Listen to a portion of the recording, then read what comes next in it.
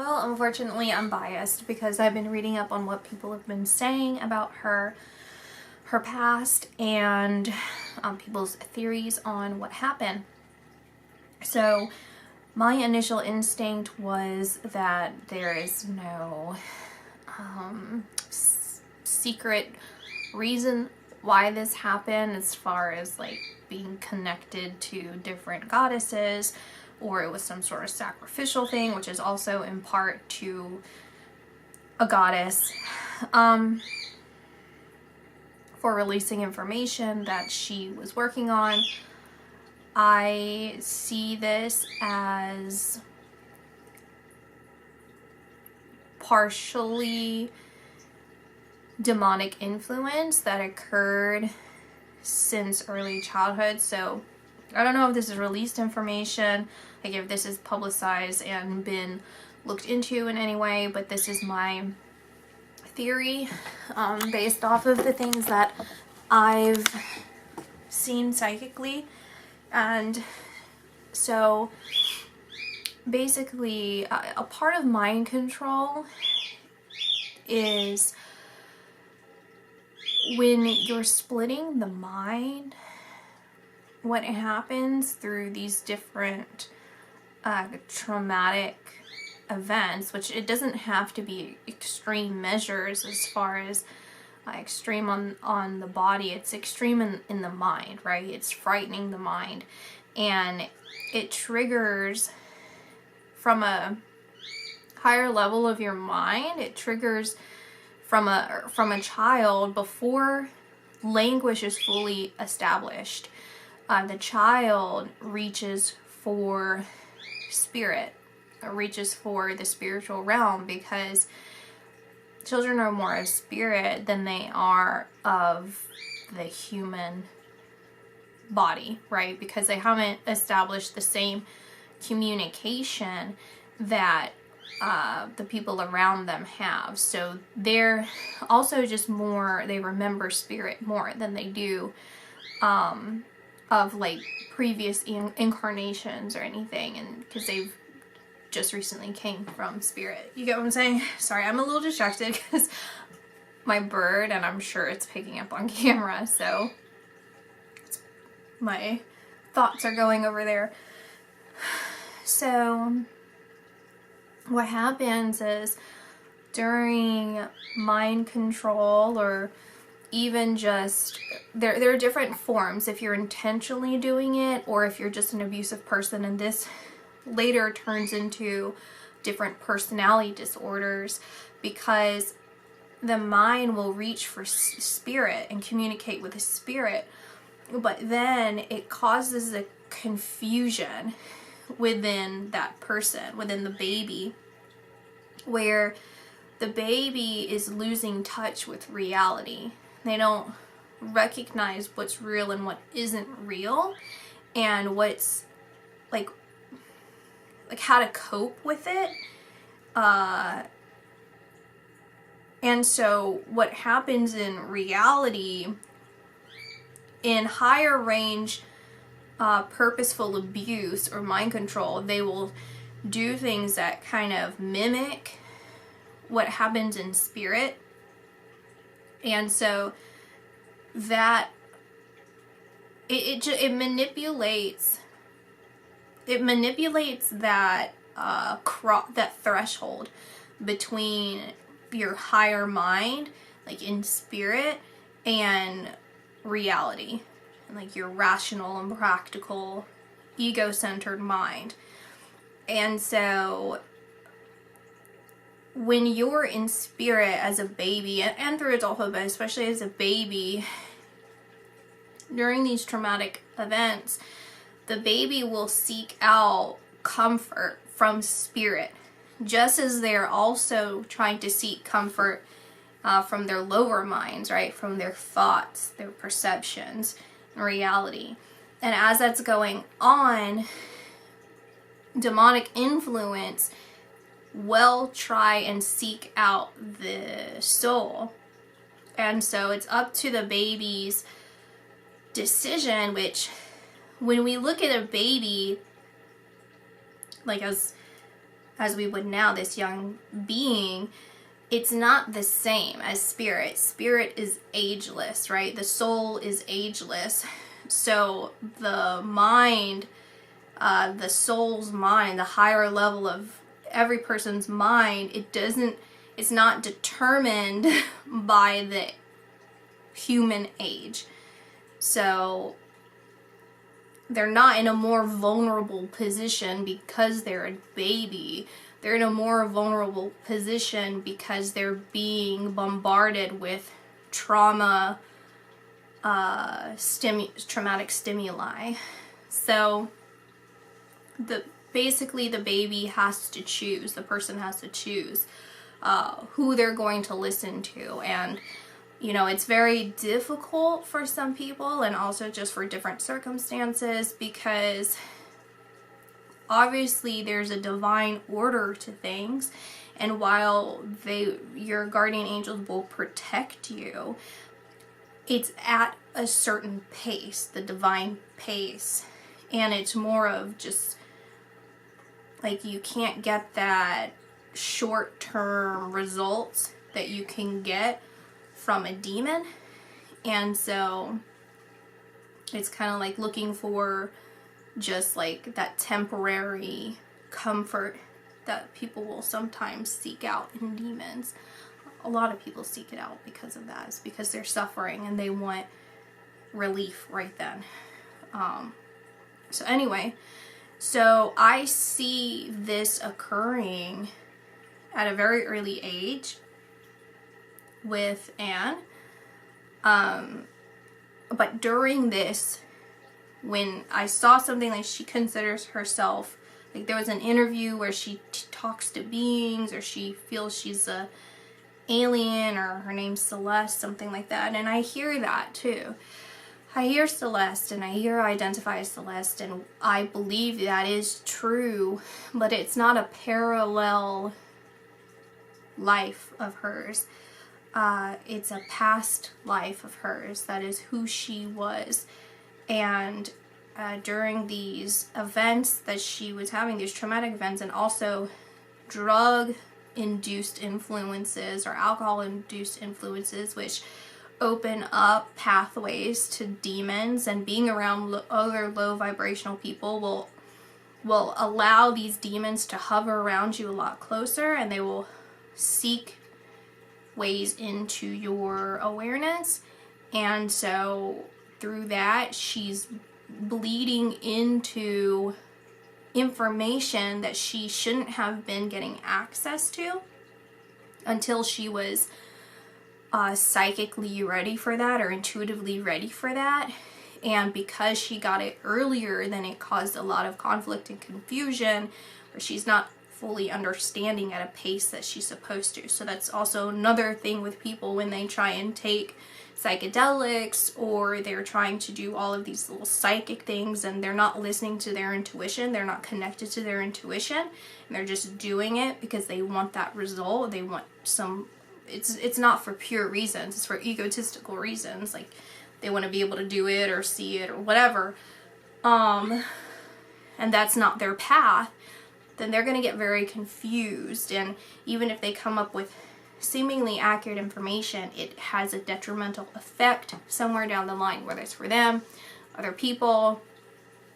But that's what I'm seeing here, is that she was jumping timelines in her mind because she wasn't understanding the information that she was receiving. And so going back to mind control, and personality disorders, that's what I see there as well, is because the mind blurs that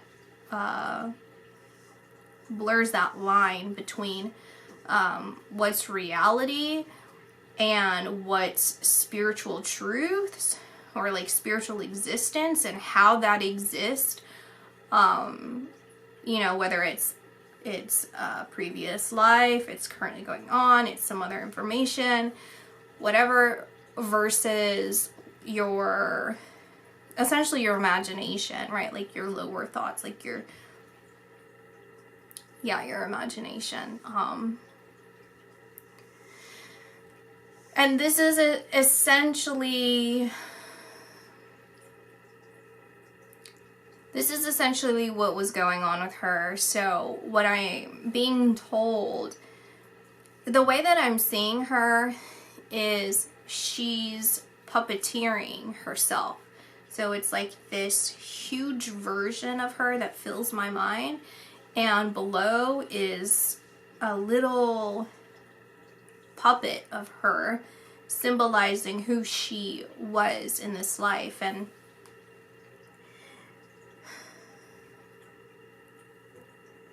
she's saying how death is a constraint against life. It's like it conflicts with the reality of life, right? And the perception of being dead keeps you bound, keeps people bound. It's not her specifically, but this is something that she wants to get across, is like the focus on death keeps you energetically bound to earth. It keeps you at a limited reality of what life is, because life persists and it will always persist. And that's very important for people to understand and for people to recognize. And as she had passed away, she was observing her body in the hospital setting, and she was confused, is what she was saying. I was confused because I believe that I would have survived. I believe that I could have survived that. And she's identifying familiar people in the room mixed in with people who are unfamiliar that aren't in the medical field. So if these were, like, they feel by the book, and so whether this is like lawyers or like investigative people, I'm not sure, it doesn't, but they're not tied to medical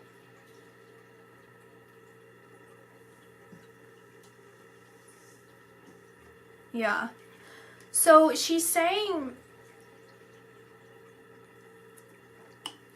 to me that I have to be more open-minded to the interpretations and to leave it open-ended, because other people who watch this, who know, will be able to better discern what it is that I'm saying, like me, not her, but what I'm saying, I'm communicating from her. Because she's saying that she doesn't want me to be limited on, okay, then it's not more into the conspiratorial edge of things. There is something there. There's some truth there. But there's a bigger picture that's not being identified. I just saw 1414. I think that's a significant number. That whatever vibrationally I'm seeing specifically, it's not tied, it could be tied to something that was tied to her, but that's also a vibrational message that is significant here. And so going back to what I was saying is, there are people in the room with her, and she's observing herself from like a higher perspective, and she believes that she could survive. She's confused as to, and I saw 1414 again, and so as the time that has now gone by that I've been talking, and she's saying,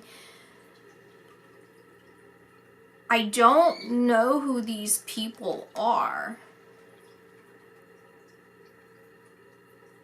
Like, they shouldn't be involved. And I don't believe that any of this should be anyone's decision but my own on what to do with me. Because I believe I could have survived this, and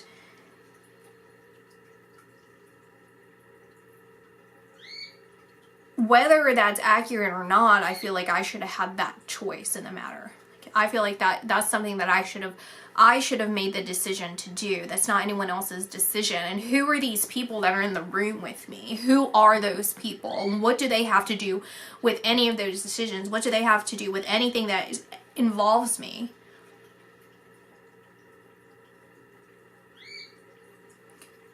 And saying like no one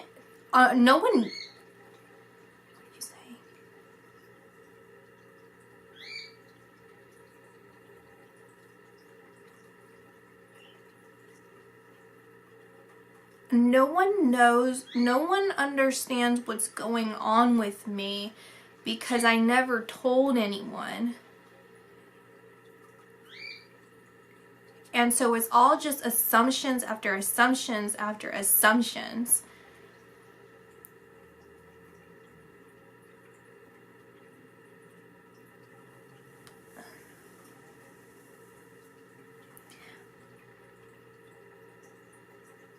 And I asked, what exactly are you talking about? Like, specifically?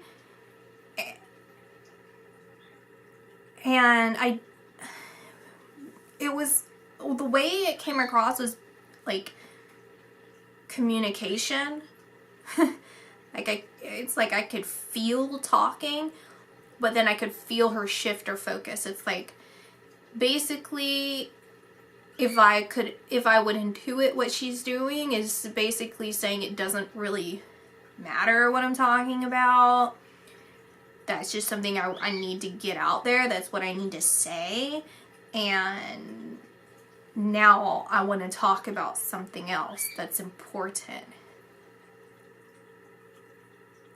And I asked, like, can we talk about that day? Like, what occurred?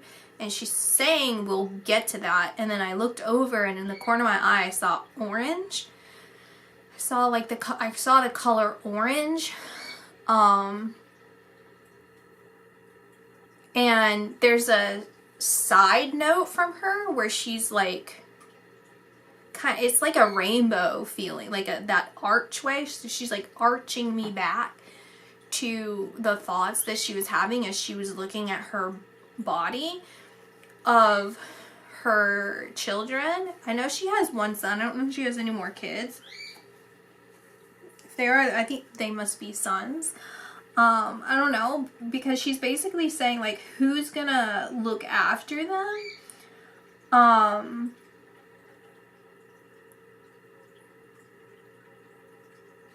It's like basically indicating, she's basically saying like there's a part that's missing now, you know, in their reality. And that's the most disappointing thing that I feel right now, is because maybe I wasn't the best person, or I wasn't the best mother, or I wasn't the best, all of these things of like recognizing how people may have perceived her as problematic or difficult, right? Or just kind of harsh. All of these things that, you know, it's like I don't take it personally, and I still don't take it personally as I crossed over. Like this lower part of me that still remains. Like I was about to say something, and she corrected me, she stopped me, and she brought me into this memory I have.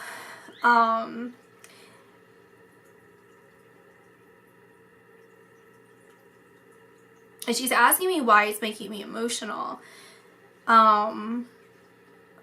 Because I know that there's something missing. And she's saying that's it. Like, that's it. You know something's missing. And to say what it is. So I know this guy that was suicided. Do I have proof of that? No.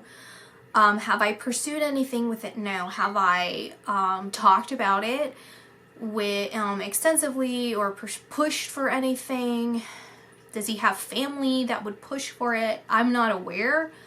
I would probably say no. He doesn't have anyone trying to vindicate him. But when he died, I was told there was a lot of erratic behavior coming from him leading up to it.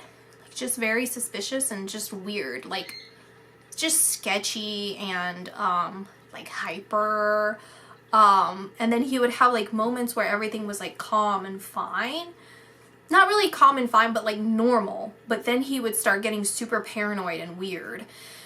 And then he was found dead. And he's someone who a lot of people want gone. And I believe in my heart, I believe this with everything in me, that I saw in my mind, I saw the two people, I saw two people who did this.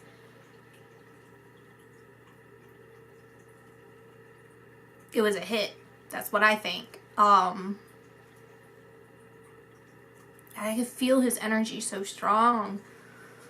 And she's saying to connect this to another story. So, back when I had my comments open, someone left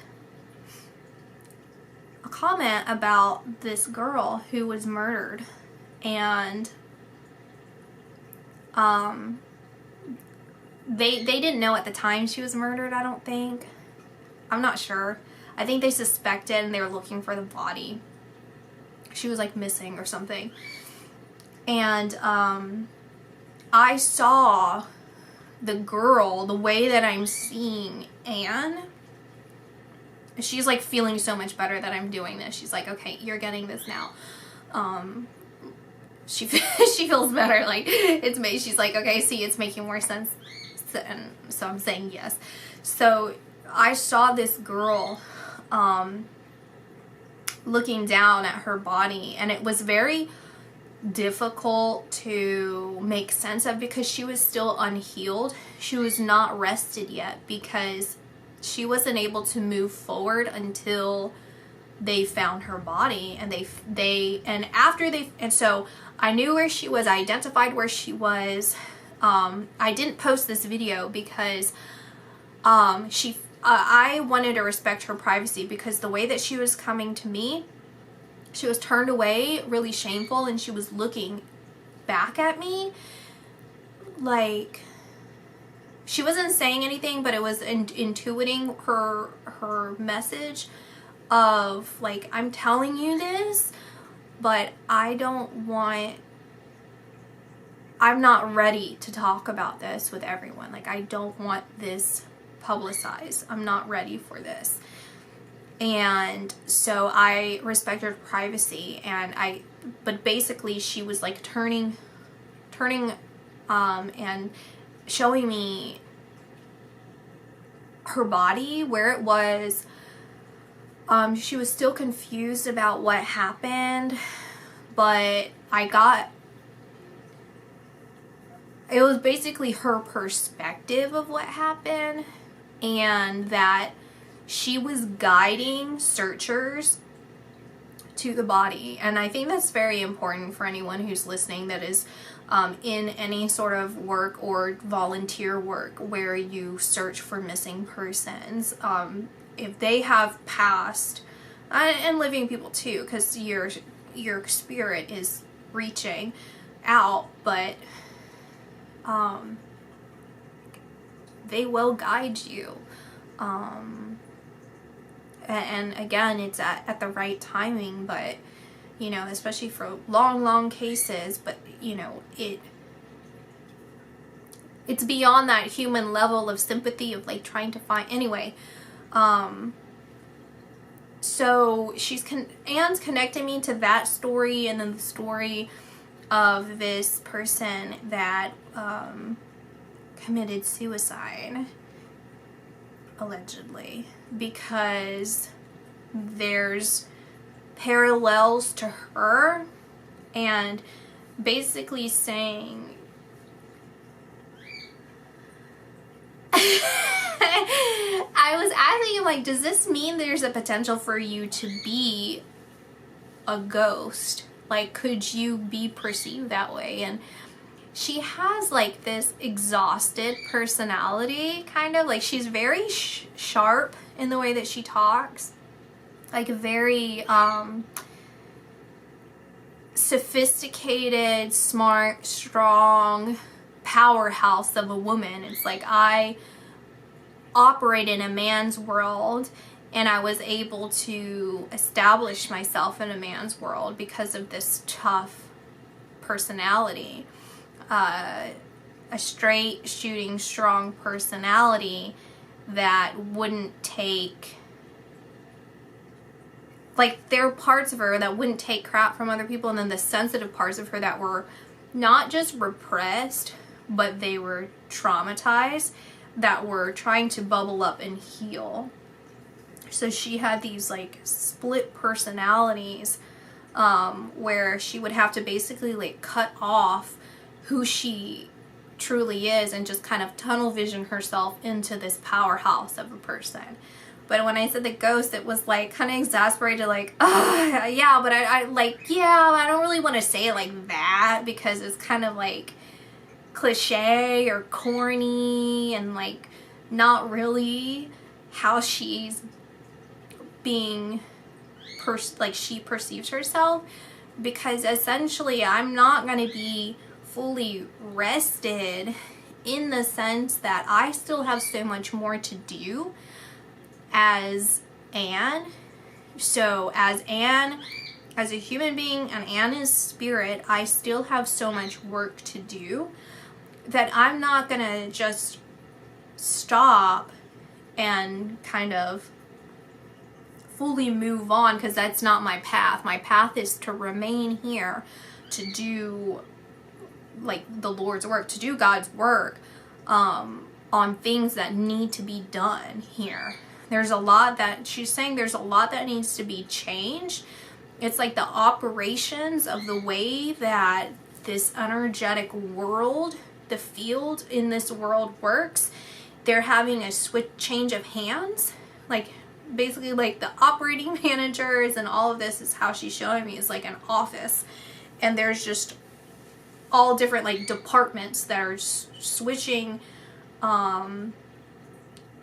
positions and eliminating positions that don't need to be there anymore, and she needs to be there to assist in healing and fixing things that need to be done. And that's where she's at right now.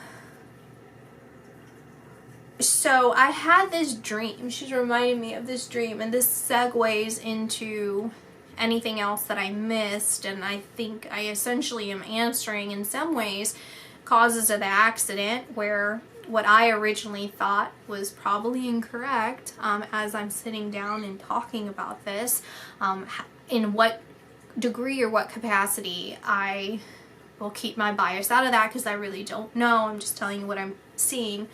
So I had this dream.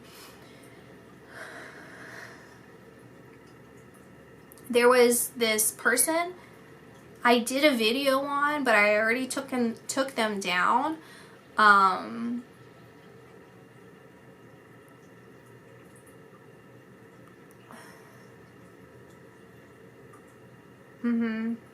So she was, I was,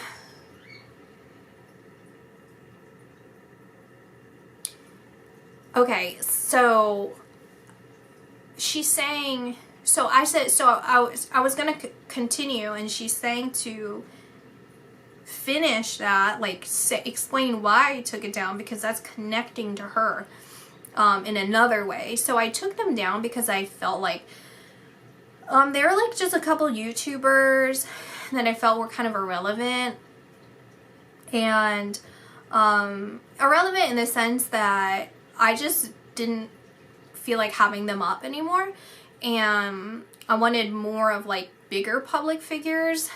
And so I took some of them down, and one of them I saw as this their purpose in this life was to serve as an example of what not to be. And so what I learned from that, connecting to spirit, was that biblically speaking, there are people who have served as examples of like warning signs in life, right? Like, this is not what you want to do. These are the kinds of people that you want to avoid. This is the type of life and misery that would come to you within your heart and your spirit, and how basically it is important or significant in some way to either put those videos back up or to reiterate that in some other separate video of this person to connect to that. And the reason why it's connecting back to Anne is not just because of this dream, but there's a parallel to that. Not saying that Anne is as dark-sided, because I don't see Anne as dark-sided like this other person. Anne does not feel intentionally like she wants to harm people. She doesn't intentionally look like she, or feel like she, like she's a very sweet and kind and like wants to be helpful, is kind of how it feels. It's like, yeah, maybe I was self-serving, but who isn't, right? Like, to a healthier, normal capacity, at least to people compared to me or around me. But I have a lot of good, and I have a lot of love, and I have a lot of compassion. I'm not a psychopath, right? But there are comparisons because I was surrounded by psychopaths. I was surrounded by narcissistic and evil people who wanted to do harm, and I suffered consequences of that because I was so traumatized and fragile in a lot of ways that I was susceptible to people like that person that you did a reading on prior, that you took down. And so in this dream that I had, it was the person that I originally did a reading on, but I was viewing that person as Anne. You see what I'm saying? So I saw that it was a YouTuber. So I saw this YouTuber, but I knew that it was Anne, even though they didn't look like it. And this YouTuber opened their mouth, and they had two sets of teeth. Two sets of upper teeth and bottom. And one set of teeth were like almost copper colored, like rusty colored, just rotten. But they were rotten to the point that they were the color of rust. And they opened their mouth, and I saw it, and then they just closed their mouth. And what Anne is basically telling me is how there are those two, that layer, where the fragility of her as Anne, not as a spirit or soul, because a soul is solid, but the fragility of her human body was creating holes inside of her, spiritual holes inside of her, that allowed these entities to latch on and to integrate themselves into her body. So that's where she would sometimes just fly off the handle and be a completely different person versus someone who is more stable, or at least like her, right? So people would identify her as just like having a flip switch on her and being completely different. But that wasn't her. That was demonic control. That was her accepting demonic control because of those opening of the pores of her body, right? Like a sponge absorbing it. And so she's comparing it as that YouTuber being that layer of demonic influence, like just wretched and rotten. And that those are the kinds of people that seek out people like Anne and will do everything at all costs to kind of like inhabit, you know, like, because when I see the two teeth and viewing the YouTuber, it's like that YouTuber would, from my perception of things and what spirit was guiding me to see, was this person would kind of body snatch if they could, and try to body snatch people. And so that's what I see. It's like a comparison of that, a comparison of body snatching.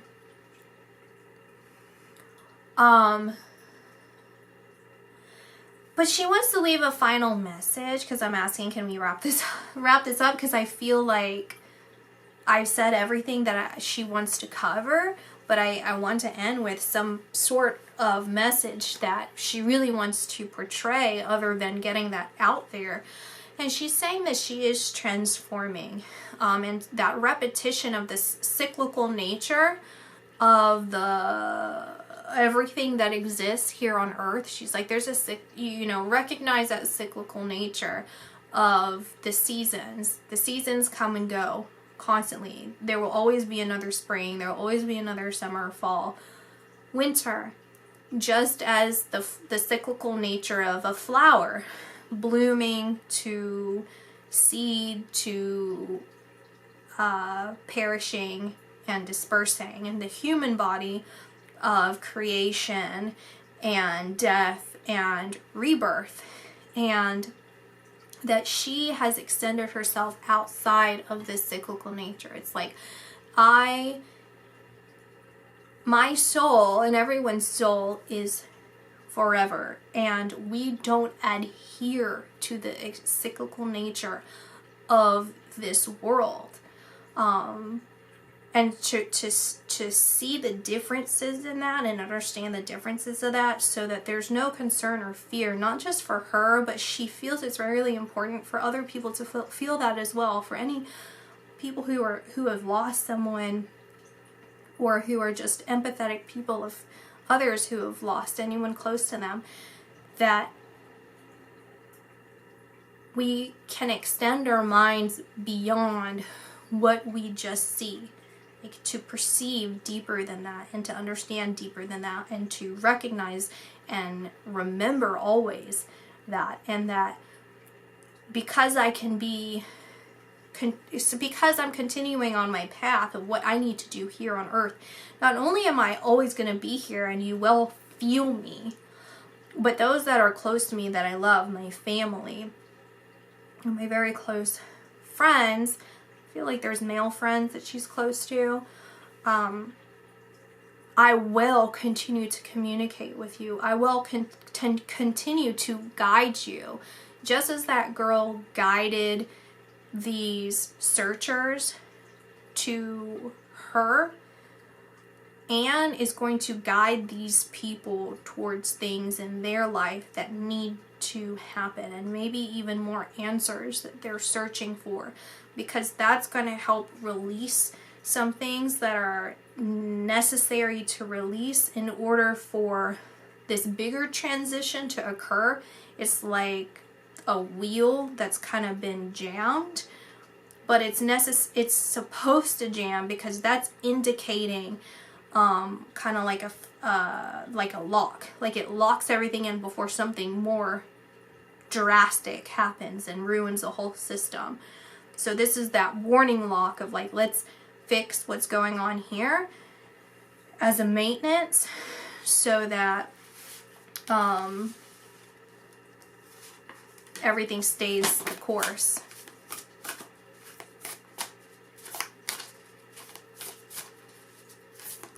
She's saying this is going to be self-explanatory, and that I don't have to explain these. I knew this one was going to come out. I'll just take it out. I knew that one was going to come out.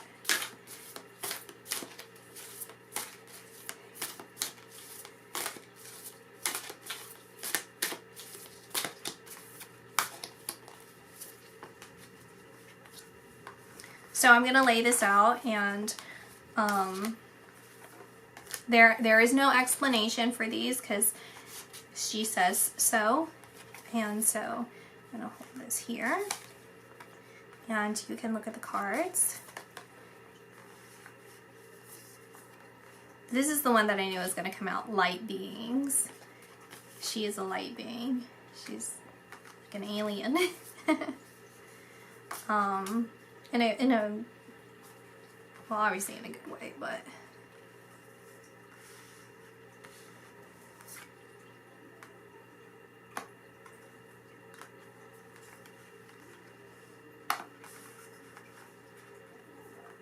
hopefully gives you a pause at different times and really look at these if you would like, since I can't seem to fit them all without overlapping, I don't think. So this is what I see.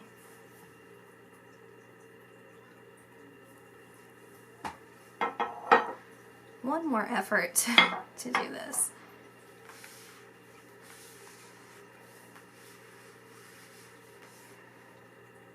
There we